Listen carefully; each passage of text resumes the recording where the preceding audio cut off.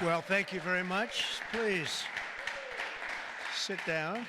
Please, thank you. We have a lot of great political leaders and the biggest political leaders around, I guess you could say, but by far much bigger are the business leaders. It's not even close. I say that to my friends, the politicians. You have the greatest business leaders in the world here, so it's an honor. And this week we're celebrating the most successful first 100 days of any administration in American history. We're thrilled to welcome to the White House dozens of the world top leaders of all kinds, but in particular business leaders. And since the election, the companies represented in this room have collectively announced more than $2 trillion in new investments, and we have a total of close to $8 trillion all told. And there's never been anything like that in this country. We've never had anything close. I would say if you looked at the last administration, probably for 4 years they did maybe less than one, and we've done almost 8. I would say we'll be above 8 in a period of 2 months. So something happened. I think two things happened. November 5th happened, and November 5th gave you tariffs, intelligently used tariffs and various other forms of incentive. But it's really amazing. There's never been, I don't think there's ever been anything like this anywhere in the world. Together, we're going to bring back the most beautiful words. I always say made in the USA, the most beautiful words. We're going to have made in the USA like we haven't had before in a long time. In addition to the business leaders whose companies I will mention in just a moment, we have some great people, great senators. Marcia, where are you? Where are you, Martha? Marcia, thank you very much. Marcia Blackburn, Bill Cassidy. Bill, thank you, Bill. Ashley Moody. Ashley, thank you. And John Husted. John, thank you very much. And Representatives Byron Donalds, Buddy Carter, Rob Whitman, Mark Alford, Mike Rogers, Richard Hudson, and Abe Hamadeh. Thank you all very much.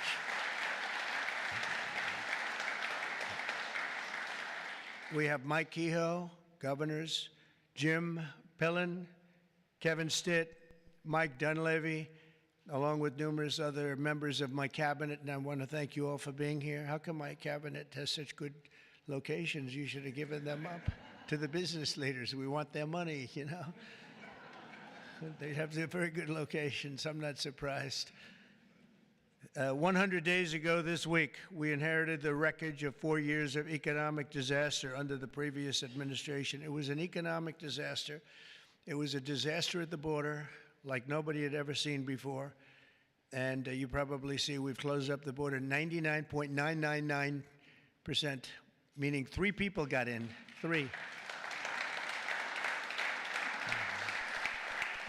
As opposed to hundreds of thousands of people coming in on a monthly basis, millions of people actually. There are periods where we had millions and millions of people pouring in on a monthly basis. We had 3 people.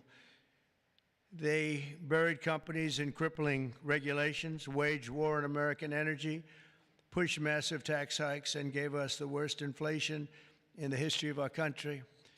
In Biden's final year, the United States had the worst trade deficit ever recorded, and we lost 106,000 manufacturing jobs. Other than that, he's done a fantastic job.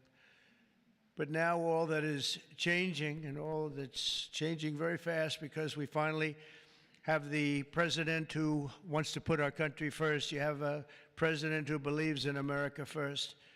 In the first quarter GDP numbers just out today, core GDP, now we're removing distortions from imports, inventories, and government spending, was up plus 3%, but this is Biden's economy because we took over on January 20th, and I think you have to get us a little bit of time to get moving, but this is the Biden economy. But we still had and we've had a lot of things happen since November 5th that helped this economy because it was indicating a strong private sector growth, and it only started after November 5th. The private sector started really heating up after the election. Even though I wasn't there, people knew what we were going to be doing, and the private sector growth was actually very good. Very importantly, gross domestic investment was up an incredible 22%, which they had never seen before. Every new investment, every new factory, and every new job created is a sign of strength in American economy and a declaration of confidence in America's future. We really do. We've never seen anything like this. Even Samsung, whose name isn't mentioned here, but I heard that they announced this morning that they're going to be building a very big plant because they want to be able to beat the tariffs. It's the only way to beat them.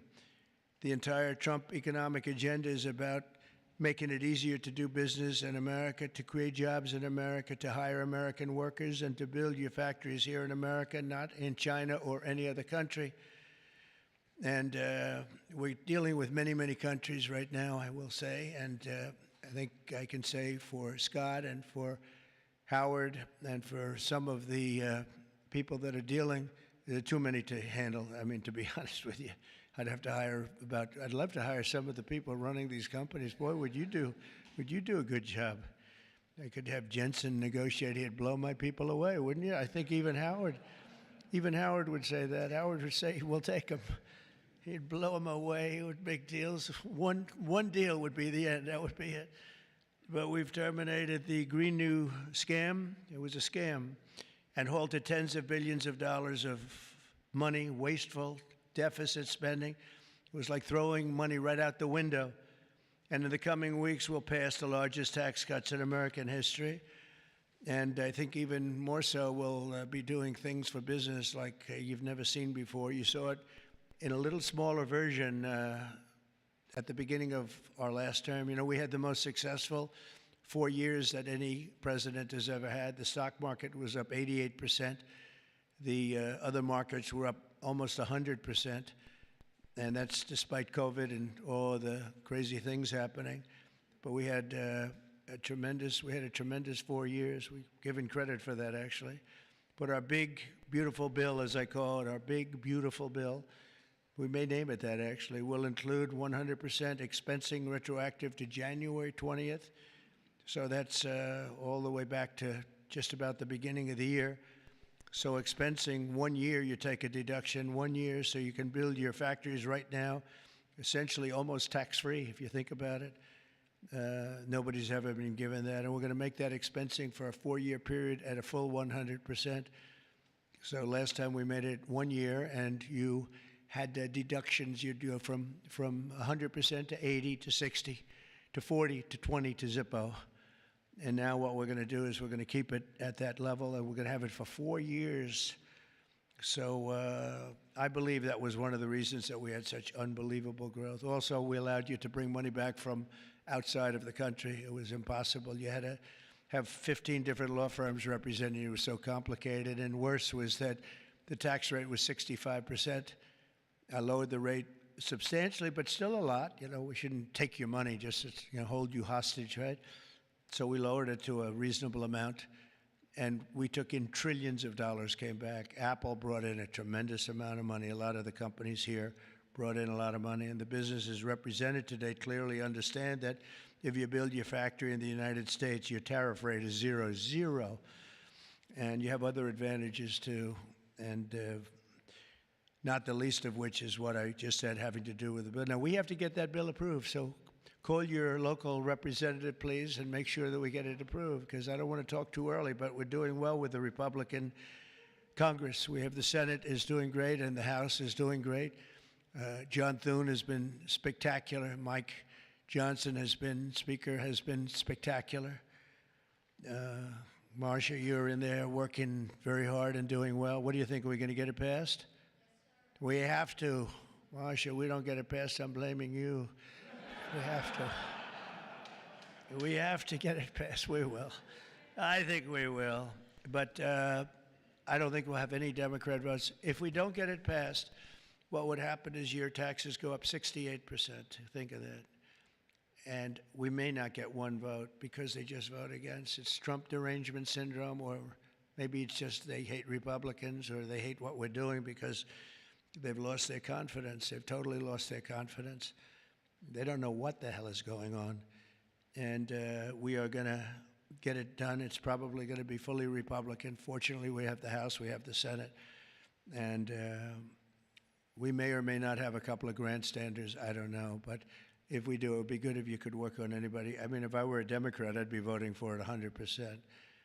Because I think it's very dangerous politically not to vote for it. Think of it, your taxes go up almost 68%. So, but it looks like we're in good shape, I think, and hopefully we'll get it approved. It'll be the biggest bill ever approved in the history of our country, and it'll be the biggest tax cut ever approved in the history of our country. And in addition to that, regulations, which I'm doing in and outside of the bill, will be as big or bigger than we did last time. We have the record for regulation cuts in the 4 years. We cut 4 times higher than any other president in a 4-year period. And we're talking about 8 years and 2-term presidents. We're 4 times higher than any other president in terms of regulation cuts. And I went to a friend of mine who happens to be in the room, one of the biggest business leaders. I won't mention him because I don't know, maybe he'll like it, maybe he won't. I said to him, so if you had your choice between the big tax cut last time and the big regulation cuts, which were the biggest, again, the biggest we've ever done, I would have said taxes, but he would have said regulation. I said, which was more important to you? And he said, if I could only have one, yeah, if you could only have one, he said, most important would have been regulation. The regulation was more important than the tax cut. And I mean, we cut your taxes from almost 40% down to 21%. Now we're bringing your taxes down from 21% to 15% if you build your product, make your product in the USA. So if you make it in the USA, those chips, those beautiful chips, will make those suckers in the USA, and you're going to be all the way down to 15%. And I think there's never been anything like it. So now we're at the lowest scale for a large country, by far the lowest scale. Our pro-jobs, pro-American economic policies are a major reason that businesses around the world have announced $5 trillion of investment since November 5th, and now we think it's up to plus $8 trillion, and they're really coming in. They're really coming in fast. Some of them don't bother calling us. Some of them don't even want meetings. They just start their plants and start their factories. I want to express my tremendous appreciation to the business leaders here. You are really an amazing group. This is a who's who.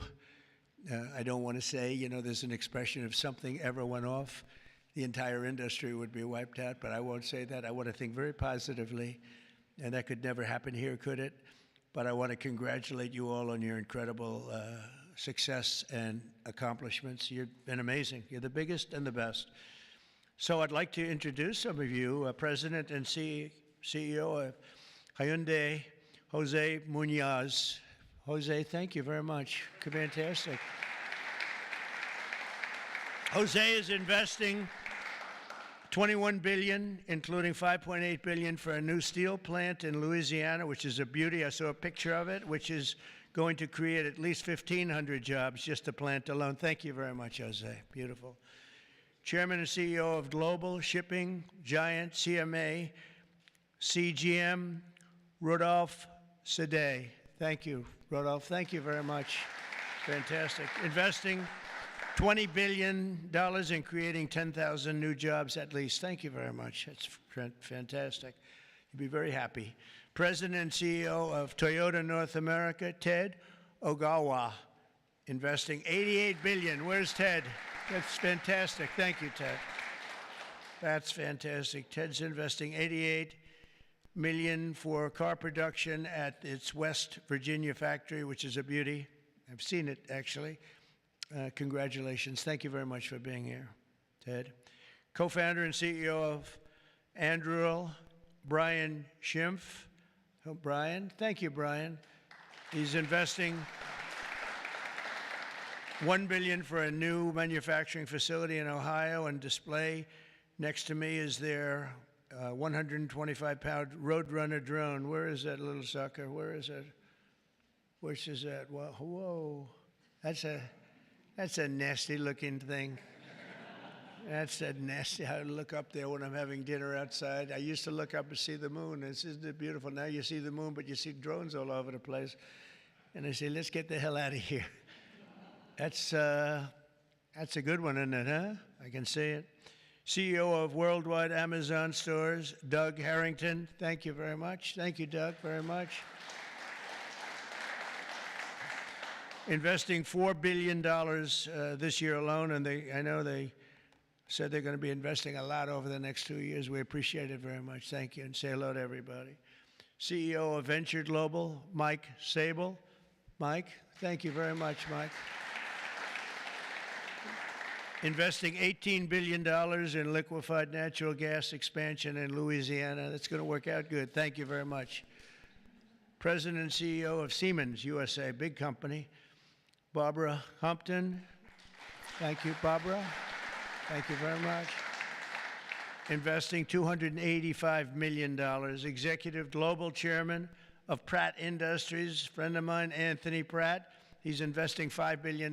Thank you. Thank you, Anthony. I read a report today he's the richest man in Australia, but who the hell knows? Do you think you're the richest man in Australia? Close. I don't like to put you on the spot like that, Anthony, but that's pretty good. Thank you very much. That's great. $5 billion. Founder and CEO, Chobani Hamde Oliaka. Where are you? Thank you very much. Investing $1.2 billion. Thank you very much. CEO of Bell Brands USA, Yvonne Girard. Yvonne, thank you very much. Thank you very much. $350 million.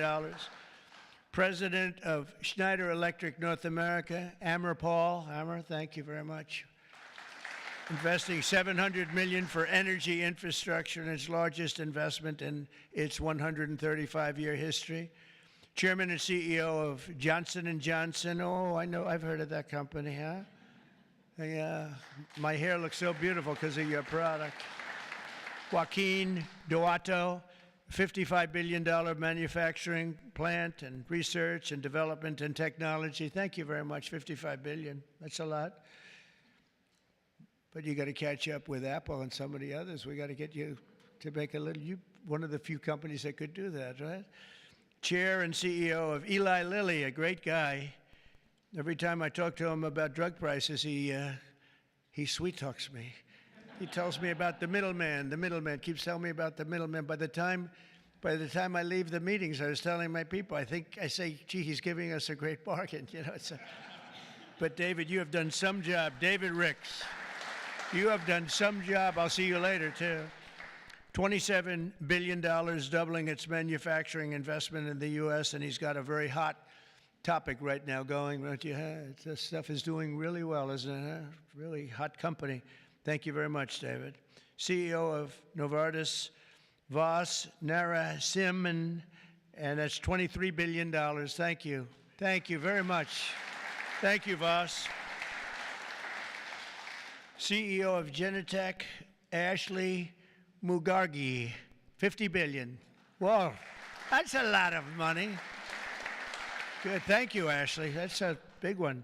CEO of AbbVie, Rob Michael, $10 billion. Thank you very much.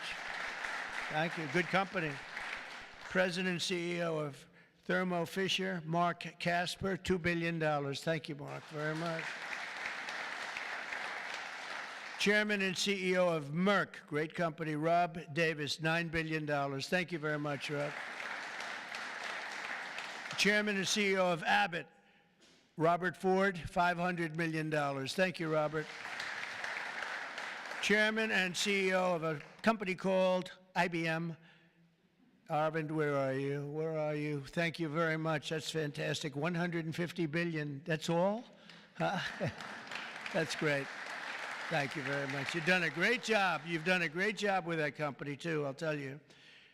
Chairman and CEO of GE Aerospace, Larry Culp. Larry, thank you very much, Larry. And Larry's investing $1 billion in manufacturing across 16 states, and with us as we have the model of their F-110 engine, which I hear is like, I must tell you, I hear it's the hottest engine there is.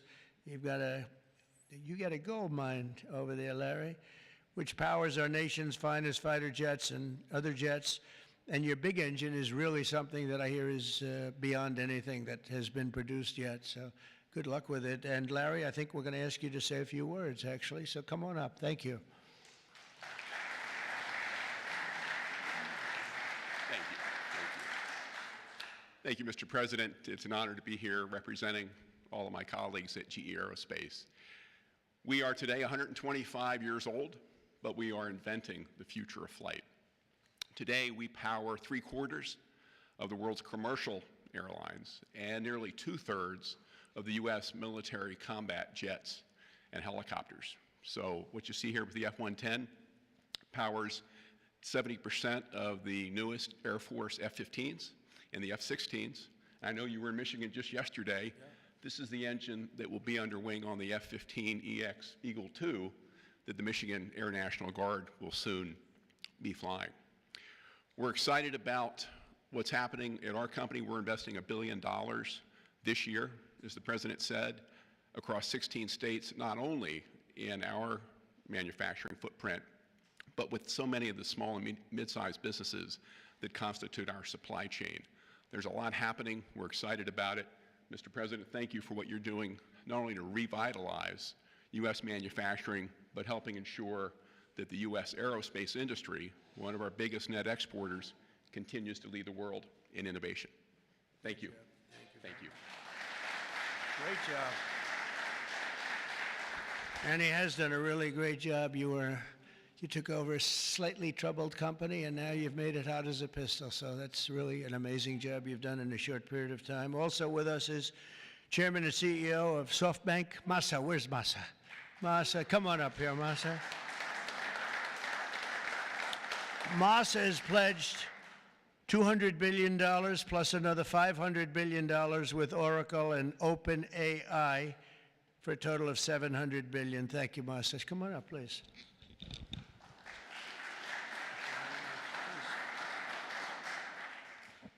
Well, first time of Trump administration, we made an announcement, commitment, $50 billion. We delivered $70 billion over 4 years last time. This time, I tried to commit $100 billion, and President Trump said, "Oh, Masa, go for more." so we did the $200 billion commitment, and then right after that, we SoftBank, OpenAI, Oracle, and MGX together, we announced $500 billion investment.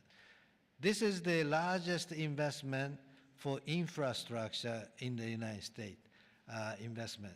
And I think this is more than the scale. The importance is this is the largest infrastructure for the AI, which is the future of mankind, I believe. It's going to change every industry, every way of how our mankind's lifestyle of the future.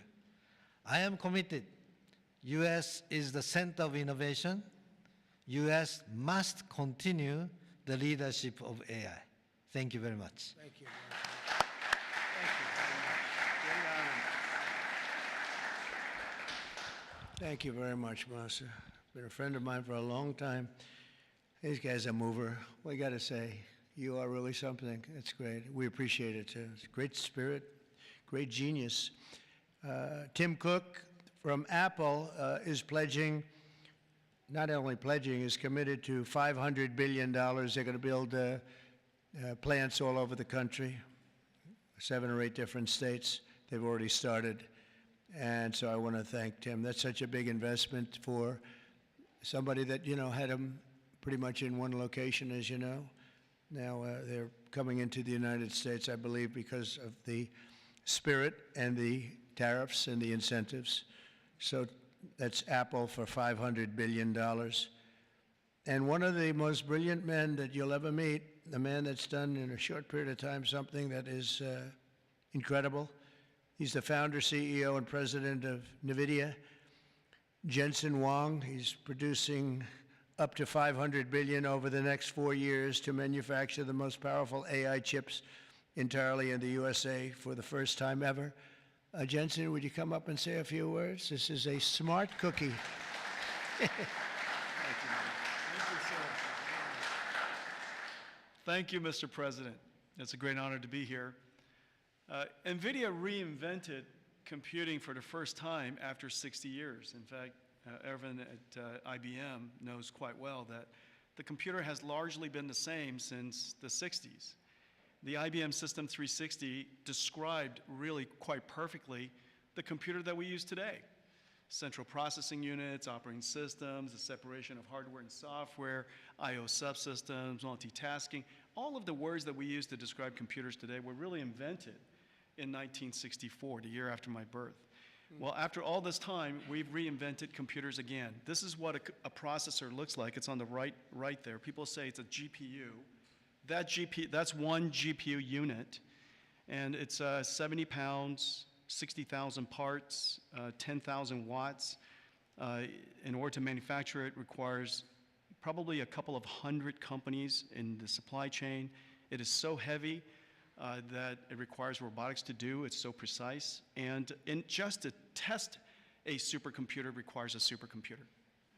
And we're going to build NVIDIA's technology, the next generation of that, all here in the United States. Without the president's leadership, his policies, his support, and very importantly, his strong encouragement. And I mean his strong encouragement. Frankly, manufacturing in the United States wouldn't have accelerated to this pace. Manufacturing isn't about low-cost labor anymore. Manufacturing is about technology. And most of the factories that build these systems today are the most advanced factories in the future. And we're going to use artificial intelligence and robotics and omniverse digital twin technology to make it possible for us to create the factories of the future. And we ought to build it right here. The really amazing thing is that this computer is the engine of a whole new industry. And this new industry is called artificial intelligence. And this new industry is a manufacturing industry in itself. That's a factory machine.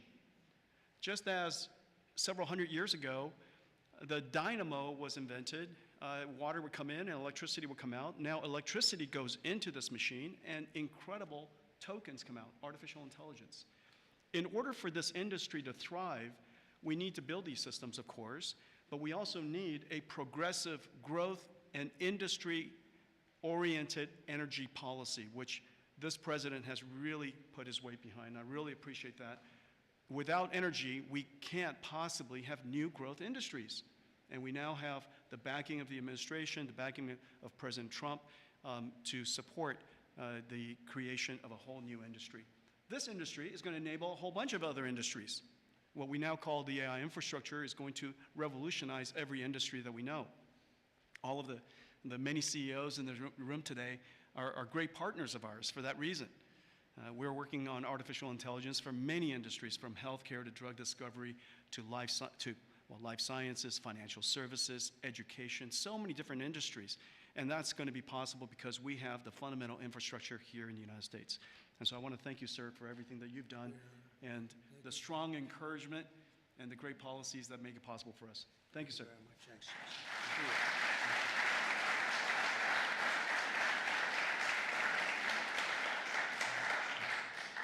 Another brilliant man. You know, we have brilliant people here, and we like brilliant people, actually, but we have a lot of brilliant people in this group, and it's an honor to be with you. Past 100 days have been fighting to reclaim our jobs and bring our country back to a level that it's never seen before, and again renew the American dream, which is what we're doing.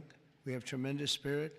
I don't know if you've heard, but it's become really quite a story. I see Pete's right over here, Secretary of Defense. We have the largest number of new enlistees or people enlisting in the military forces that we've ever had. And if you remember, 6 months ago, we couldn't get anybody to sign up. That's a big turn in a very short period of time. And November 5th had a lot to do with that, and our Secretary of Defense and a lot of the people that you see sitting here really had a lot to do with that. There's great spirit. I can say that also with the police forces throughout the country. We're having a hard time filling them up. It's a dangerous job, but now we have waiting lists at almost every place. And that's an amazing accomplishment when you think. It's amazing.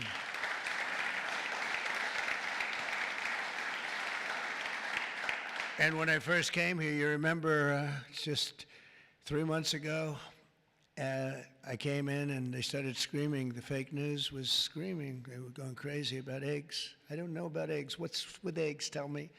They said, their cost is up 50%, and you won't have them for Easter. I said, well, I'll have to get onto it, but this isn't my problem. This is Biden's problem. I've only been here for 4 days.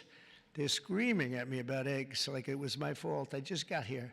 Didn't know anything about it. We got it taken care of, and eggs dropped 87% in the last short period of time, and everybody had eggs for Easter. In fact, we had a big Easter egg hunt on the lawns. We had 48,000 people actually came, and we had a lot of eggs. I don't know how many, but there were a lot. We didn't use plastic. They said, could you use plastic eggs? This is in early January, and I see our Secretary of Agriculture is here. Would you stand up? You did a great job. You got me out of a lot of trouble.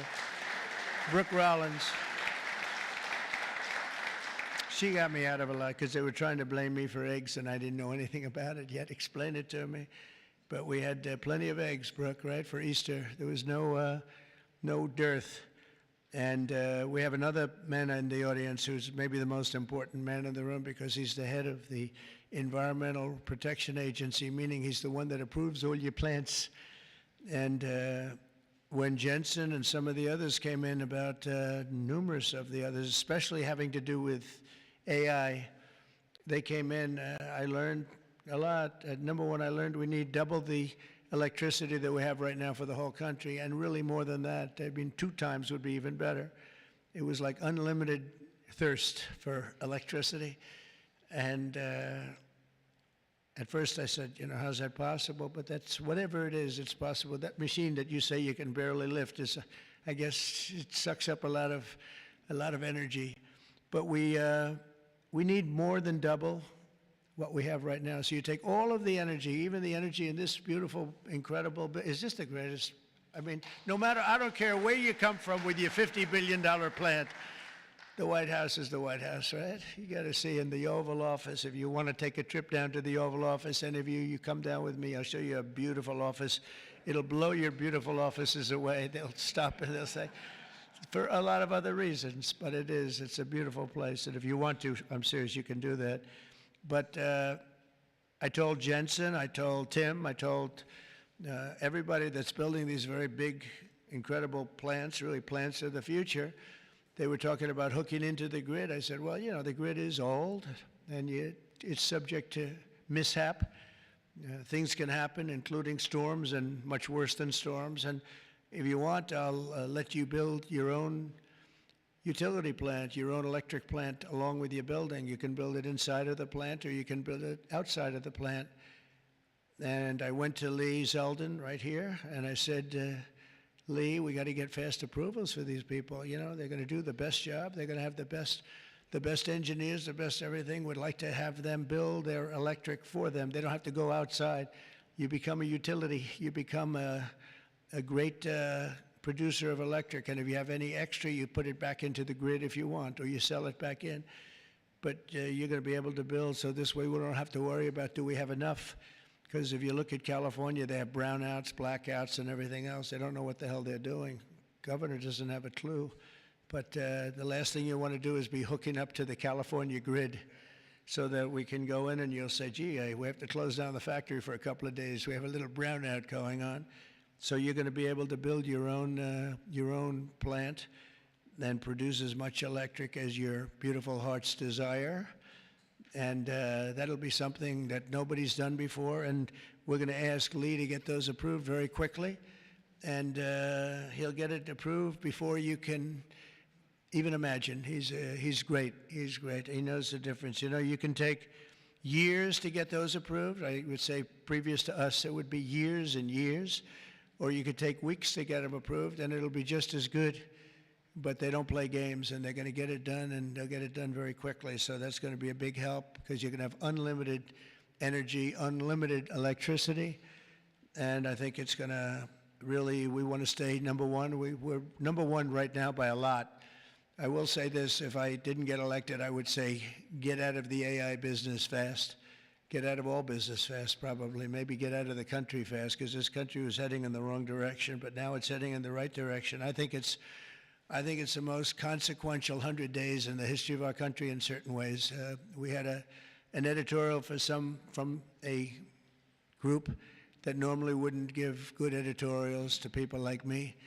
And they said he's the most consequential president because of what he's doing with all of these policies that you're reading about, long beyond the electricity and the plants, having to do with many other things like secure borders and all of the many, many things I could go down and name them. We're gonna be getting tremendous amounts of drug and pharmaceutical companies going to be pouring into the country. They're going to have to. They're going to have to. And we're going to give them a lot of time to do it, but after that, there's going to be a tariff wall put up. And they won't be happy about it, but they'll be happy if they start building right now.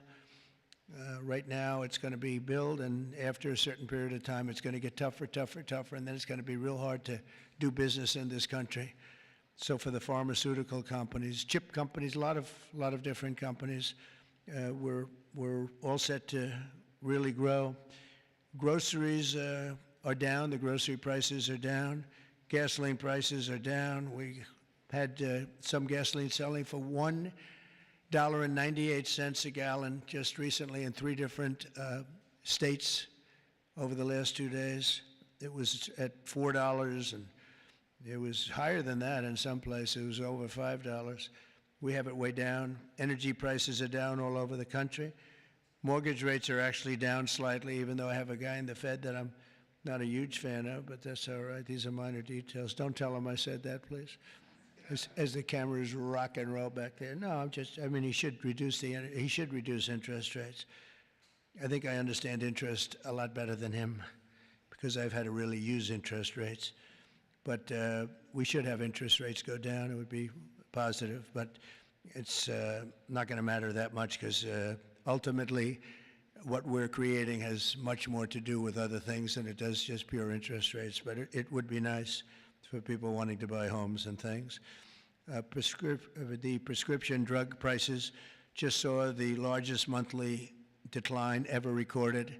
So, David, I'm having a little bit of an impact, at least on you, as I browbeat this guy. And he's got he looks like he's 25 years old. He has this massive company, Eli Lilly, and it has no impact on him whatsoever. But I just see this number just came out. It's the largest monthly decline ever recorded. Yeah, but it's probably about 2%. You know, they did that to make me feel a little bit better. But I appreciate it. We have achieved the lowest number of illegal border crossings in U.S. history, and we're at a level that nobody thought we could get to in 2 years, let alone a couple of months. And I think Kristi Noem is here someplace. Where is Kristi? She's here. Stand up, Kristi. And Tom Homan. And I see Linda. Stand up, Linda. You are doing so good. Education. We're bringing education back to the States, where it belongs. And she's been incredible. She's very upset with Harvard. They have $53 billion in a fund, and yet they want more grants. And it looks like we're not going to be giving them any more grants, right, Linda? And, you know, a grant is at our discretion, and they're really not behaving well, so it's too bad. But our country is roaring like never before. Nobody's ever really seen anything like this. And again, the big thing is whether it's $8 trillion or even more than that, by the end of the year, it could be a number that would be, I think it's already, there's never been anything like it, but this is in a period of a couple of months. I think by the end of the year, the numbers will be just staggering. It's really going to be something very special, and I'm very honored to be with you. And I'd ask if anybody has any questions, please. This is your time. This is your time. You'll be live on television, all the fake news back there. Now that'll keep them down, right? That's the way to keep them down, unless they're bad people, in which case, unless they want to make some news. Would anybody have any questions? Anybody? Business leaders? You want to know anything about depreciation? No? I love it. We've done such a good job, we don't have to take. Howard, would you like to say a couple of words, please?